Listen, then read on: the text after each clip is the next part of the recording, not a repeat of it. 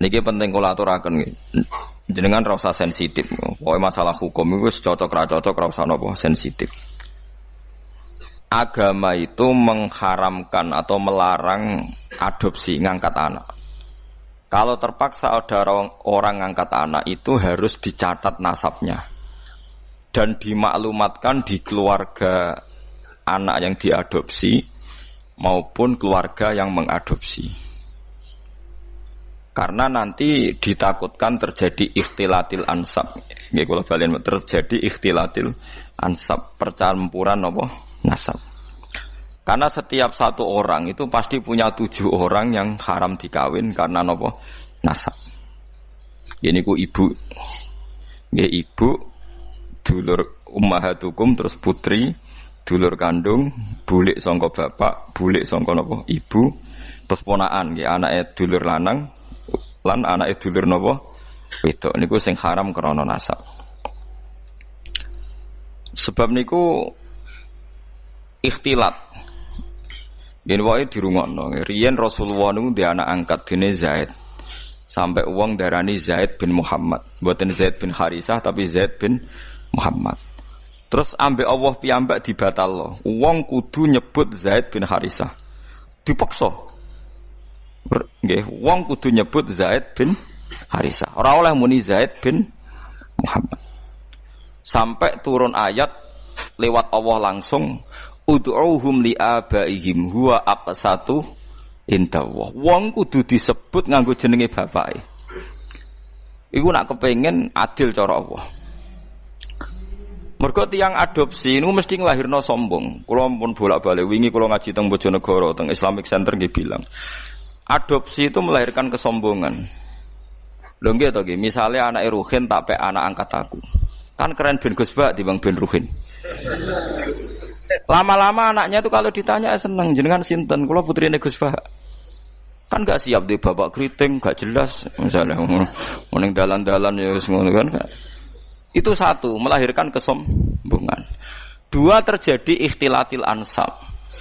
Misalnya anak Ruhin melok kula terus kuliah. Jebule pacaran mbek dulure dhewe. Terus engko rabi entuk dulure dhewe, entuk ponakane dhewe. Itu bahaya sekali. Sangat-sangat bahaya. Kalau mau cerita tentang budi-budi ketika saya memberi makalah tentang adopsi ini, wonten kiai sikoh bisa dipercaya cerita. Itu ono wong di anak angkat yang Jakarta. Yang nganterkan tuh Pak D-nya. Suatu saat anak ini besar kuliah pacaran mbek adik kandungnya. Walhasil terus kawin di anak sitok. Pak D yang dulu nganter ke Jakarta ke yang adopsi itu nilai di Jakarta. Kok wagetnya bukan main, ternyata yang dirabi itu sama-sama ponakannya gitu, dulur nopo kan? Ini bahayanya ngangkat anak nopo angkat. Sehingga dibatalkan oleh Allah, orang harus mau menyebut bapaknya. Ud'uuhum li'abaihim huwa aqsatu indallah. Tapi wong saiki ku saenake dhewe. Anake sampean kudu bangga, makalah Nabi itu mengancam manida ila ghairi abi wa huwa ya'lamu anna ghairu abi faqad kafara. Wong sing ngaku ora bapake diaku bapake dianggap ngafiri atau ngingkari ajaran Kanjeng Nabi Muhammad sallallahu alaihi wasallam. Karena satu melahirkan kesombongan itu mesti. Karena mesti milih yang keren kan? Milih sing apa? Keren. Nomor 2 terjadi campur aduk napa? Nasab. Mari kula suwun sing pun ngadung anak istilah anak angkat itu istilah bahasa Indonesia. Tetap harus ditulis silsilah keluarganya, dia saudaranya berapa. Kalau anaknya itu tersinggung dianggap anak angkat, berarti cah sombong sadok balik nang keluargane. Nah, apik-apik ya apik. Terus ketiga ini yang penting. Orang mek anak angkat tuh alasannya kan saake, kepengin nulung wong miskin. Kula balene, rata-rata niate kan kepengin nulung orang napa miskin. Nak cara kula, nak pancen niate gitu betul. Iki pendapat kula lho. Tapi maksudnya nyangkut pembatalan anak angkat itu jelas ada di Quran, di hadis. Alasan kedua ikhtilatul ansab ya ada di kitab. Tapi yang ketiga ini pendapat saya. Yang ketiga ini jelas. Saya ulama itu harus jelas. Yang tadi di Quran, di hadis itu 2 alasan tadi di Quran, di hadis. Yang ketiga ini saya pribadi. Dan saya yakin saya benar. Kalau Anda tidak sependapat dengan saya berarti tidak tahu mikir. Ora kok sampean luwih napa bener. Misalnya aku anak angkat Ruhin. Serosake ro cak kriting klunak-klunuk sampai anak angkat. Mesti cek cilik kene cek imut ora tuwa wanen ngene iki masale. Aja bayangno saiki Gus. Kan cilike kan lucu ya kriting lemu putih ngono kan sampai anak angkat. Ah itu kan misalnya Ruhin kan wis serai-rai kakean pola kan. Terus minta sepeda motor Tiger atau Nexon atau Ninja gitu. Kan berarti saya kalau nuruti anak angkat karena dia sudah kayak anak saya kan mungkin tak turuti. Tuku sepeda motor 30 juta. Dia umur 16 tahun tak tukokno sepeda motor karena dia kayak anak angkat 20 juta. 20 juta itu kalau saya niat baik, yang penting tak kekno wong fakir miskin atau tak kekno santri. Itu dapat berapa santri? 20 juta misalnya tak kekno wong soleh atau santri atau masyarakat. Kalau 20 orang saja dapat 1 jutaan itu maturune tak ngamek ndongakno kabeh. Kiri 20 ndongakno kabeh. Tapi gara-gara mek anak angkat, uang 20 itu tersentral, terpokok ning satu orang.